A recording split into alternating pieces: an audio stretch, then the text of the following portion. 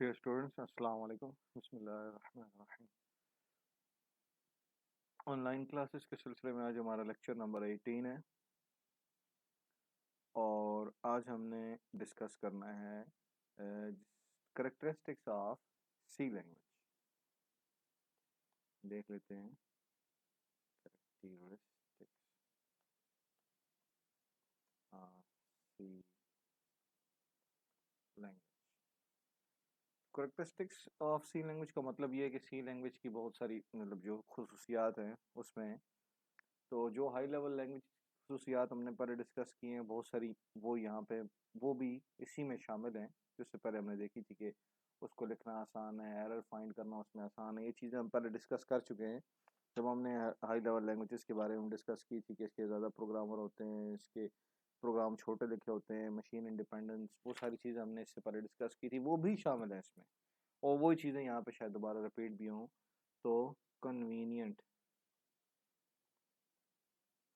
Convenient language. अब convenient language में अगर हमने इसको डिस्कस करें,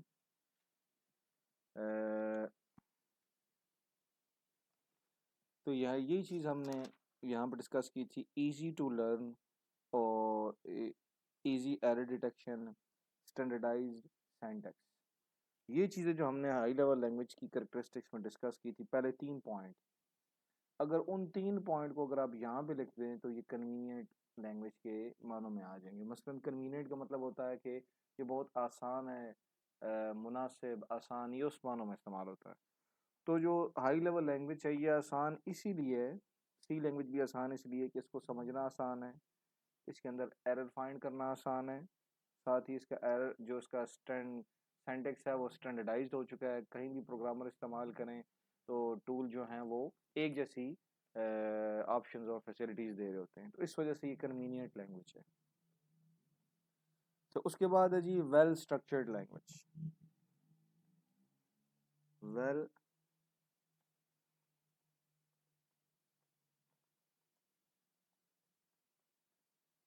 अब यहाँ जो बात हो रही है वेल स्ट्रक्चर लैंग्वेज, यहाँ जो बात हो रही है वो स्टैंडर्डाइज सिंटैक्स की बात हो रही है। वो जो हमने हाई लेवल लैंग्वेज का जो हमने टॉपिक पढ़ा था उसमें पहली 2 खसूसियात तो कन्वीनियंट में आ जाएंगी, 3 नहीं पहली 2। लेकिन जो थर्ड वाली है जिसमें लिखा है स्टैंडर्डाइज्ड सिंटैक्स, वो यहाँ वेल स्ट्रक्चर्ड के मानो में आ जाएगा। ठीक है कि वेल स्ट्रक्चर्ड क्यों है, वेल स्ट्रक्चर्ड होने की वजह से इसको आसान है समझना।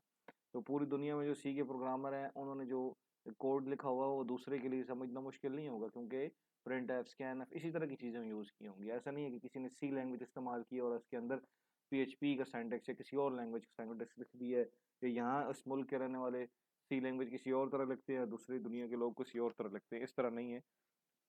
बल्कि सिंटैक्स जो है वो स्टैंडर्डाइज है, इसलिए पूरी दुनिया के प्रोग्रामर चाहे वो दुनिया के किसी भी हिस्से में हो, वो एक ही तरह के टूल यूज़ करते हैं और एक ही तरह के ऑप्शन या फैसिलिटीज उनको जो लैंग्वेज के सॉफ्टवेयर प्लेटफॉर्म है वो मुहैया करता है। ठीक है, ये विजुअल स्टूडियो यूज़ करेंगे तो विजुअल स्टूडियो जो जो यूज़ करेगा उसके लिए वही ऑप्शन है जो यहाँ पाकिस्तान में बैठ के यूज़ कर रहे हैं प्रोग्रामर्स, वो भी विजुअल स्टूडियो में वही ऑप्शन उनके पास अवेलेबल होंगे जो दुनिया के किसी दूसरे हिस्से में इस्तेमाल कर रहे हैं। ऐसा नहीं कि डिफरेंट हो। फिर वही बात यहाँ पे दोबारा एक अगेन फिर ये आ गई मशीन इंडिपेंडेंस। ये हम डिटेल में हाई लेवल लैंग्वेज की करेक्टरिस्टिक्स में पढ़ चुके हैं कि मशीन इंडिपेंडेंस क्या होती है। यानी जो प्रोग्राम आपने किसी एक कंप्यूटर पे किसी कंप्यूटर पर बैठ के लिखा है और उसके लिए आपने कोई एप्लीकेशन यूज़ की है, तो किसी दूसरे कंप्यूटर पे भी आप उसी एप्लीकेशन की मदद से जो प्रोग्राम लिखा है उसे ओपन कर सकते हैं और वो काम उससे ले सकते हैं।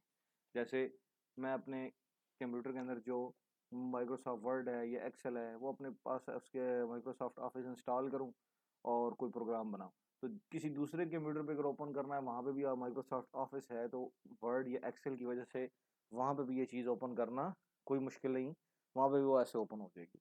इसे कहेंगे मशीन इंडिपेंडेंस। जो सॉफ्टवेयर प्रोग्राम आपने किसी एक कंप्यूटर में बैठ के बनाया है, किसी एक कंप्यूटर पे बनाया है और कोई एप्लीकेशन यूज़ करते हुए बनाया है, जैसे विजुअल स्टूडियो यूज़ करते हुए आपने कोई एंड्रॉयड एप्लीकेशन बनाई है, तो किसी दूसरे कंप्यूटर के अंदर भी अगर आप विजुअल स्टूडियो इंस्टॉल कर रहे हैं तो वो एंड्रॉयड एप्लीकेशन वहाँ पे वैसे ही ओपन होगी और वैसे ही काम करके देगी। ठीक है, उसके बाद आते हैं मॉड्यूलैरिटी। मॉड्यूलरिटी का मतलब ये है कि आप अपने प्रोग्राम को एक बड़ा प्रोग्राम बनाने की बजाय आप उस प्रोग्राम के हिस्से कर लेते हैं।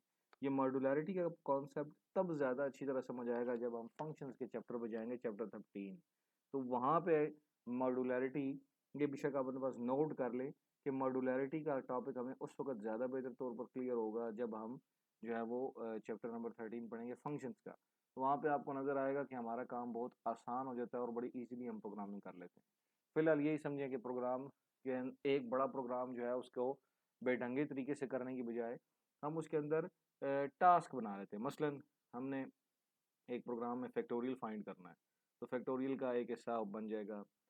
हमने ये फाइंड करना है कि 2 पे डिविजिबल नंबर कौन सा है कौन सा नहीं है, ठीक है, वो एक अलग हिस्सा बन जाएगा।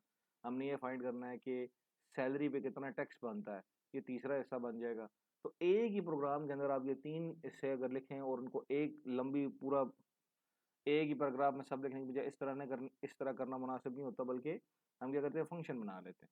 तो ये 3 हिस्से हैं, तो 3 फंक्शन बन जाएंगे और वो फंक्शन क्या करेंगे, अपना अपना काम करके देंगे। तो उसमें हमारे लिए लिखना भी आसान होगा और एरर डिटेक्ट करना भी आसान होगा। बहरहाल ये चीज़ मॉड्यूलरिटी हम चैप्टर नंबर 13 में इन डिटेल डिस्कस करेंगे। उसके बाद आते हैं केस सेंसिटिविटी। ये प्रैक्टिकल में क्वेश्चन पूछा जाता है बहुत ज़्यादा कि केस सेंसिटिविटी क्या है, और अगर तो स्टूडेंट नहीं बता सकते क्योंकि उन्होंने या तो पहले पढ़ा नहीं होता या प्रैक्टिकल से पहले जब वो पेपर दे लेते हैं तो प्रैक्टिकली तैयारी नहीं करते, बल्कि वो कहते हैं अब पेपर ख़त्म हो गए, ध्यान ख़त्म। तो इस वजह से इस चीज़ का आंसर वो नहीं दे पाते। और आप जो वाइवा देते हैं प्रैक्टिकल के अंदर, याद रखें जो वाइवा है वो बहुत इंपॉर्टेंट है। जब भी आप एग्जामिनर के सामने जाएंगे तो जो कुछ भी आपने अपनी स्क्रीन पे किया है वो तो एक अलग बात है, जिस कॉन्फिडेंस के साथ आप क्वेश्चंस के आंसर देंगे वहाँ से आपके मार्क्स लगेंगे। स्टूडेंट जज हो जाता है वहीं से कि ये किस तरह का है। तो केस सेंसिटिविटी का मतलब ये है कि आपके कीबोर्ड पे जिस तरह आप कैपिटल ए और स्मॉल ए लिखते हैं, तो यहाँ पे भी सी लैंग्वेज, मैं अब एक प्रोग्राम ओपन कर लेता हूँ तो ज़रा आसानी हो जाएगी, आपको समझ आ जाएगी कि मैं क्या कहना चाह रहा हूँ। मैं यहाँ कोई प्रोग्राम ओपन करता हूँ जी, और मैं इसके अंदर डिवीजन ऑपरेटर है इसे ओपन कर लेता हूँ। अब ये एक प्रोग्राम मेरे पास ओपन है, तो यहाँ पे आप अगर इस तरह लिखें इंट, जैसे यहाँ लिखा हुआ, अब मैं लिख देता हूँ कैपिटल में। इसमें इसके देखा आपने कलर नोट किया होगा कि ये कलर में और इस कलर में फ़र्क है, यानी इसको रिकॉग्नाइज किया गया है, इसको रिकॉग्नाइज नहीं किया अभी तक। ये क्या है, अब मैं चलाऊंगा अभी तो वो एरर देगा इस लाइन पे। ये क्या है, यानी जो चीज़ आप कैपिटल में लिख रहे हैं कैपिटल एबीसी में और जो स्मॉल एबीसी में लिख रहे हैं उसमें फ़र्क है, सब एक जैसी नहीं है, ठीक है, एक जैसी नहीं है। जो चीज़ आपने कैपिटल में लिखी है, कैपिटल एबीसी में लिखी है, वो स्मॉल एबीसी में उसका डिफरेंट मतलब मैंने यहाँ पे इंटीजर आई एक वेरिएबल डिक्लेयर किया है, मैं इंटीजर आई कैपिटल में 6 लिख देता हूँ, इसके अंदर मैं 9 स्टोर करवा देता हूँ। तो अब ये आई जो स्मॉल में लिखा और ये आई जो कैपिटल में, ये डिफरेंट है, एक जैसे नहीं है। आपको देखेंगे यहाँ पे ये डिफरेंट है। तो केस सेंसिटिविटी का मतलब है कि अपर केस और लोअर केस दो अलग अलग चीज़ें हैं। जो कोड अपर केस में लिखा जाएगा, यो कोड लोअर केस में लिखा जाएगा, ये दोनों एक दूसरे से अलग हैं, ये दोनों एक दूसरे जैसे नहीं है, सेम नहीं है, डिफरेंट है। बस सिंपल ये बात है। तो अगर आप कैपिटल में लिखेंगे उसका और स्मॉल में लिखेंगे उसका, दोनों का मतलब डिफरेंट होगा। तो सी लैंग्वेज एक केस सेंसिटिव लैंग्वेज है, ये कैपिटल एबीसी में लिखी चीज़ों को और स्मॉल एबीसी में लिखी चीज़ों को फ़र्क करती है, ये दोनों को एक जैसा नहीं समझती। जैसे इसकी एक मिसाल दूँ, यहाँ मैं अगर किसी को ईमेल करूँ,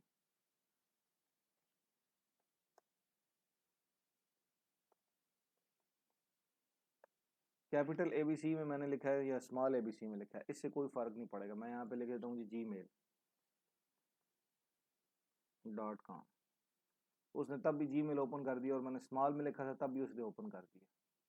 तो इसका मतलब है कि जीमेल चाहे स्मॉल में लिखें चाहे कैपिटल में लिखें कोई फ़र्क नहीं पड़ता, ये केस सेंसिटिव नहीं है, ये केस सेंसिटिव नहीं है। अब मैं यहाँ पे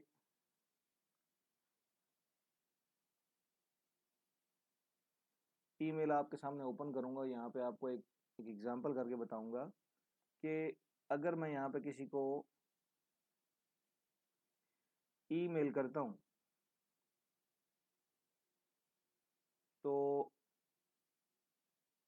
ईमेल एड्रेस चाहे मैं कैपिटल में लिखूँ चाहे मैं स्मॉल में लिखूँ, उसे इस चीज़ से कोई फ़र्क नहीं पड़ेगा, वो कैपिटल में और स्मॉल में लिखे हुए ईमेल एड्रेस को एक ही समझेगा। ठीक है, जैसे मैं यहाँ पे लिख रहा हूँ, मैं एक ईमेल यहाँ पे लिख रहा हूँ और किसी को ईमेल करता हूँ।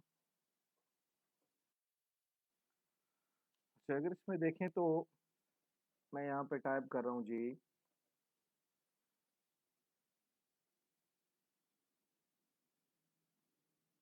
उमर डॉट ब्रावो, ये मैंने एक ईमेल टाइप की है। अब अगर मैं यहाँ पे उमर डॉट ब्रावो की जगह कैपिटल उमर भी लिखूंगा तो भी वो यही समझेगा, इससे कैपिटल में और स्मॉल में कोई फ़र्क नहीं कर रहा, वो एक जैसे ही समझ रहा है। तो इसका मतलब है ये केस सेंसिटिव नहीं है, इसके लिए जो वर्ड लिखे हुए हैं वो इम्पोर्टेंट हैं, नाम या ईमेल एड्रेस इंपॉर्टेंट है, capital case lower case important नहीं है। लेकिन सी लैंग्वेज में अगर आपने यहाँ पे कैपिटल में लिखा है या स्मॉल में लिखा है तो वो दोनों में फ़र्क करेगा, उनको एक जैसे से नहीं समझेगा। जैसे यहाँ पे इंटीजर कैपिटल आई को उसने अलग वेरिएबल रखा है और इंटीजर आई को उसने अलग वेरिएबल रखा है, इसका मतलब क्या है, रैम के अंदर दो अलग अलग लोकेशन है जहाँ पे एक का नाम आई है और एक का नाम कैपिटल आई है, एक स्मॉल आई है एक कैपिटल आई। ठीक है, तो केस सेंसिटिव का मतलब क्या है, केस सेंसिटिव का मतलब ये है कि कंप्यूटर के अंदर जो लैंग्वेज लिखने का तरीका है उसमें अपर केस और लोअर केस दोनों डिफरेंट है, वो एक जैसे नहीं है। अगर कैपिटल ए बी सी में लिखा जाएगा वो स्मॉल ए बी सी में लिखी गई चीज़ से डिफरेंट होगी। ठीक है, तो सी लैंग्वेज क्या है, केस सेंसिटिव लैंग्वेज है। उसके बाद है